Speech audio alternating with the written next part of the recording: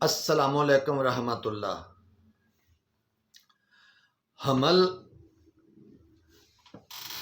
1 ماہ سے لے کر 9 ماہ تک اپنی مدت پوری کرتا ہے۔ تو اس میں ایک میں خاص نقطہ عام افراد اور معالجین کے لیے بیان کرتا ہوں کہ وہ ایسے ہے کہ حمل کے تیسرے ماہ سے جب 3 ماہ مکمل ہو جاتے ہیں اور 8ویں ماہ تک عورت کا مزاج، عورت کا پیٹ، عورت کا رحم اور وہ اعضاء جس میں بچہ نشو و نما پا رہا ہوتا ہے، یہ حمل کے تیسرے ماہ سے لے کر 8ویں ماہ تک گدی طریق میں ہوتا ہے۔ یعنی اس دوران گرم طریق کے اندر اضافہ ہوتا رہتا ہے، اور عورت کا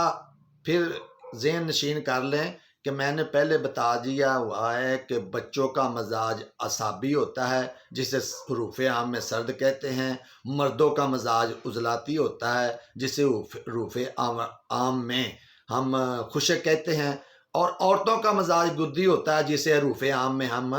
گرم کہتے ہیں۔ تو اب مزاج میں تبدیلی ہوتی رہتی ہے، لیکن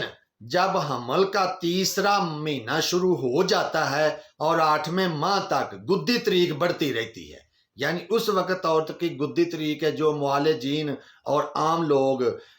کو اس دوران یعنی حمل کے تیسرے ماہ سے لے کر 8ویں ماہ کے دوران اگر کوئی علامت بیماری ہوتی ہے یا کوئی ٹینشن حمل کے دوران آتی ہے،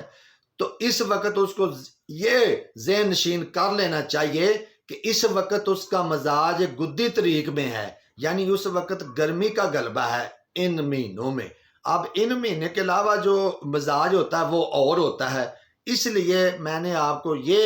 بات آپ کے مائنڈ میں ڈالنے کی کوشش کی ہے کہ آپ کے مائنڈ میں یہ بات سمجھ آ جائے آپ کو کہ حمل کا تیسرا ماہ سے لے کر 8ویں ماہ تک ایک ہی طریق رہتی ہے جسے حکمت کی زبان میں گدی طریق کہتے ہیں۔